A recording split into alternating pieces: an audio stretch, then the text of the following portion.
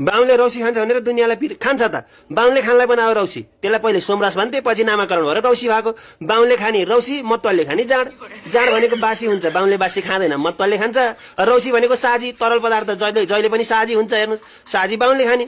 एकपटक एउटा मतलले चाहिँ बाहुनको घर चियो बुझ्न भनेर गएछ अरे। अब हामी त जाँड खान्छ, यो बाहुनले चाहिँ के खाँदो रहेछ भनेर हेरेको, कुना बसेर सुरु पारिरहेको छ। ए बाहुन बाजे के खाएको, हामीलाई दिन्न भने, हट यो हामीले खाने हो, तिमीले खाने त जाँडो त्यही खा भनेर भने। होइन थोरै थोरै चाखौ न भनेर भने। लौ लौ मरिजा भनेर यति थोरै चाख्नु दिएको थियो त्यो बाहुनले। मतली सेन्टिफ्ल्याट डेन्जर कडा खाँदो रहेछन् बाहुनले त।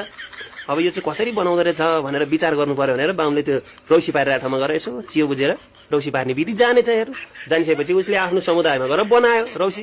त्यसबाट उनीहरूले खान थाले। अब बाहुन हो होइन, ए अब यो मतलले खान थालेपछि हामीले खानु हुँदैन, छोडिदिनुपर्छ भनेर बाहुनले रौसी खान छोडिदे त्यो बेला। अब अहिले आएर बाहुनले सुरु गरे अब, अनि मतलले छोडिदिए। अब बाहुनले खान थाल्यो, अब हामी खानु हुँदैन भनेर मतलले छोडिदियो। तर बाहुनले मात्रै रौसी खाने, ब्राह्मणले खाँदैन। बुझ्नुभयो?